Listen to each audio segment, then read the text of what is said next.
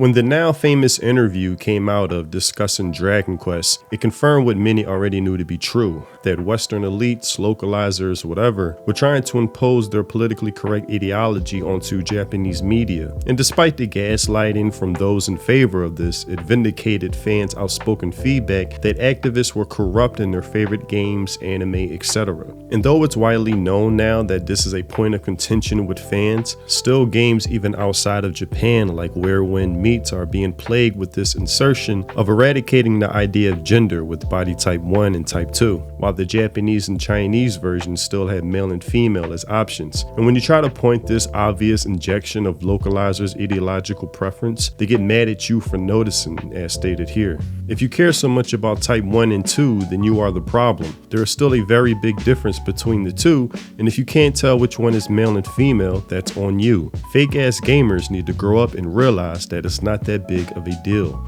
With this response summing up the point well, if it's not that big of a deal, why didn't they leave it alone across all versions? Think about that. Which gives weight to the saying, being able to see the forest through the trees, seeing the bigger picture of what's going on at hand. And I think the point being made in this interview discussing Dragon Quest censorship also drives the point home even further.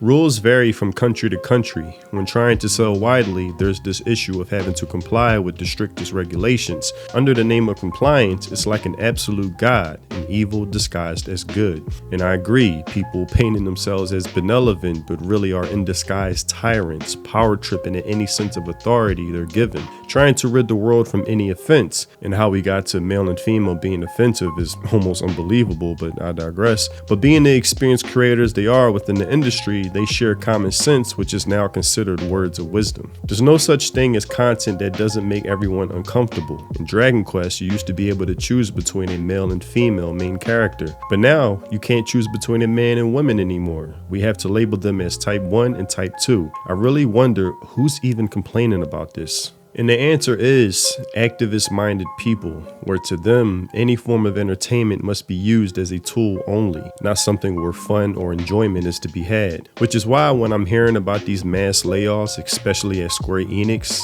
I have no sympathy. Working in made-up job positions to justify their hiring in the first place, consisting of vague descriptions such as DEI and employee resource groups, implemented DE and I initiatives to support inclusive programming, cultural initiatives, and belonging strategies. Another stated goal from a person fired by Square Enix. Her passion is doubled by the drive to bolster diversity, equity, and inclusion in all areas of the video games industry.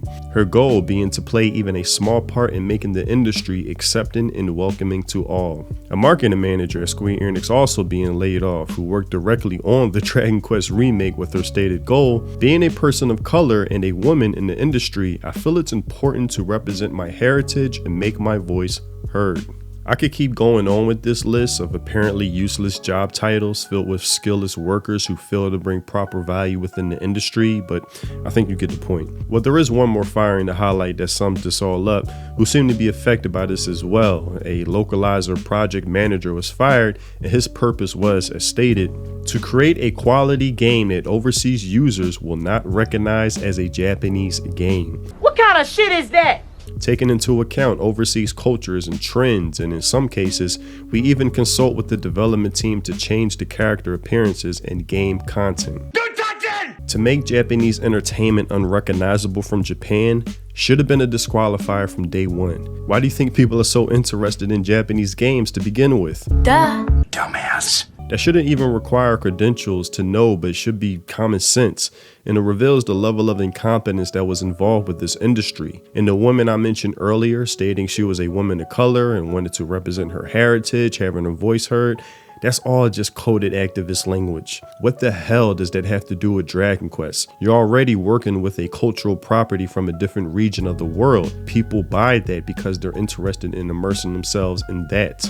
I think this fuels the self-insert claims that plagues a lot of entertainment today. This may have started with my generation, the millennials, the selfie generation, me. I need to be seen in everything and have my narcissism and ego fed daily. It started with Instagram and now has bled into all aspects of entertainment. American comic books, gaming, now Japanese media where the foundation is already laid out, yet still they must find ways to change things through localization, to insert their own modern day lingo, ideology, whatever, where now localization is just code word for how can I ruin your fun or take you out of this fictional world so my voice can be heard. Which is why when I see the ongoing mass layoffs still occurring, it shows that maybe the entertainment sphere is at least somewhat healing. As I said before, 2024 was the Great Awakening and that 2025 would be the year of mass layoffs. We still have a month and a half left in the year and I want to see those numbers get pumped up even more. I gotta pump those numbers up. Those are rookie numbers in this racket. Hopefully, Japanese outlets realize the infestation that's been building up with their entertainment and continue to clean house from here on out. Karma usually takes its time, but patience is always rewarded. Karma is a bitch! You are fired. Why don't you get the hell out? Get the fuck out!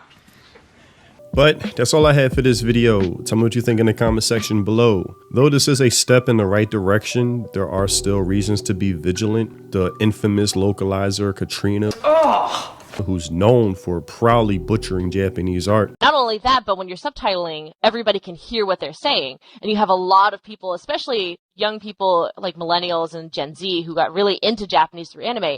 So they've started learning a little bit of Japanese. So they are very loud on social media when they hear something and they're like, wait, that's not what the subtitle said. These people don't know what they're doing. And it's like, no, you guys, like, you know, this is a skilled profession. We know what we're doing. We didn't change it to spite you in your Japanese 101 class. Like, this is actually what they said. You just don't understand the challenges of it. Shut the fuck up! Somehow has failed upwards to being hired by a Japanese game studio, moving there directly. So at this point, it is what it is. Whatever happens, happens. Also, if you haven't checked out my music, links in the description. If you love those Samurai Champloo, lo-fi mellow boom bap vibes, then my music is definitely for you. And if you want to support me and the content I create, consider joining my channel and becoming a member. It's much appreciated. Thanks for watching, and I'll see you in the next video.